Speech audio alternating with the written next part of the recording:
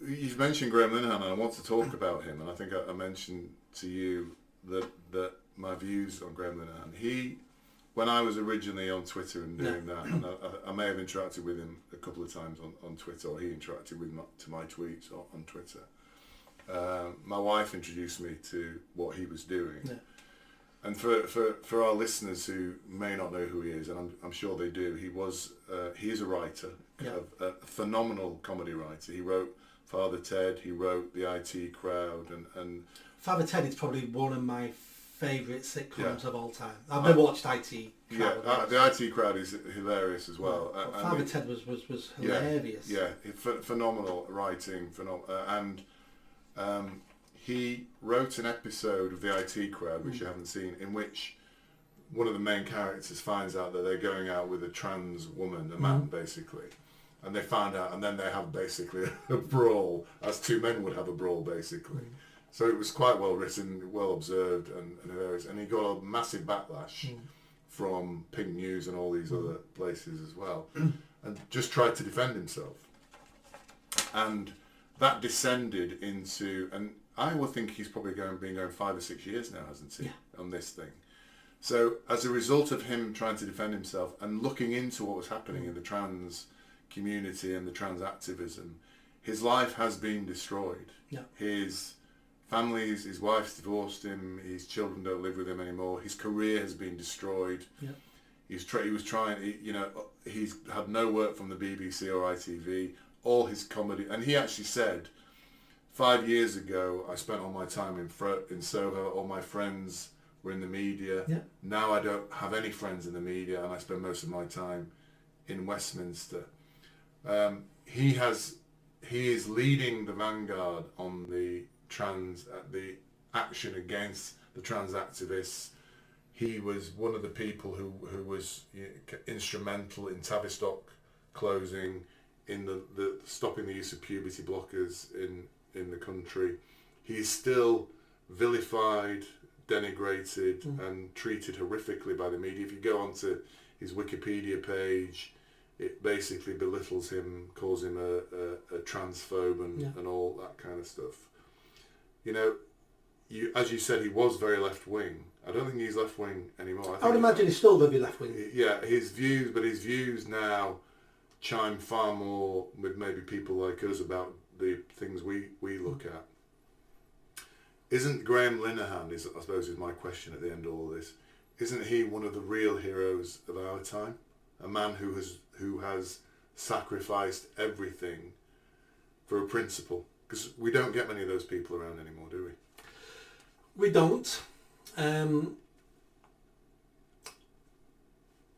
I think hero might be a bit strong, as in he never meant any of this to happen.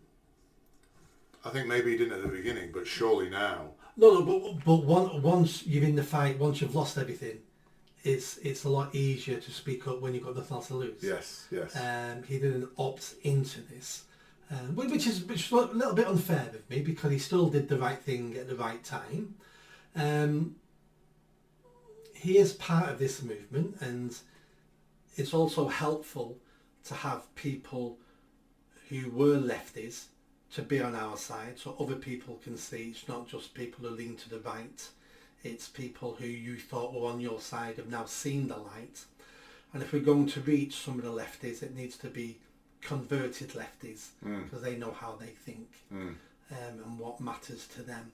So he is one of the generals in this fight, but the trans issue is just one tiny part of this progressive fight we've got. We could win the trans thing tomorrow. We're winning the trans thing. Won't change anything if it's just a trans thing we win. Yeah. Because there's another 99 issues just as serious, if not more serious, than the trans issue that we need to get to grip with. Yeah. But I'm glad he's changed some of his views. I just think we need to be a bit careful that we don't turn him into a saint, because when the trans issue is over the next couple of years, he'll have many opinions and points of view that I will vehemently disagree with. Yeah, but you don't mind disagreeing with other people's opinions. Yeah, no. Or you don't mind other people having opinions. But I think for me, I do think he's a hero. I think he's a hero because he was one of the elite, wasn't he? He was he was one of the in crowd. Yeah, he was one of the in crowd. He was in there. He was in London. He was fated. He had a fantastic career. TV series, everything. Yeah, he had everything, and that's all gone. He's given all that up now. You know, and I think his marriage. I mean, and that's his bravery to me. So I think history will look on him very kindly in maybe 20 years' time, 20 or 30 years. For me, they're giving all these people knighthoods all over the place who don't deserve them. Somebody like him would deserve an honour in my mind. So I do think he is a hero. And as he himself describes himself, he likes to think of himself as almost a rock in a field, immovable. And he is almost like that. He sits there, he keeps his opinions, he's vilified, treated badly all the time, but he will not move that position, basically. And, you know, when I watch the interview, and it might be worth watching if you get a chance, watch the interview, he comes across very, you know, with real dignity, you know, a man who has sacrificed everything and carries on doing it, really. You know, so I was really impressed with him. Good for him. Good for him. If you like that video, don't forget to subscribe to the channel, hit that notification bell and comment. And if you like what I'm saying about running for Mayor of Greater Manchester, then stick around. Tell your family, tell your friends. The only way I'm going to have a chance of winning is a grassroots movement. So be part of that movement and hit that bell. Thanks.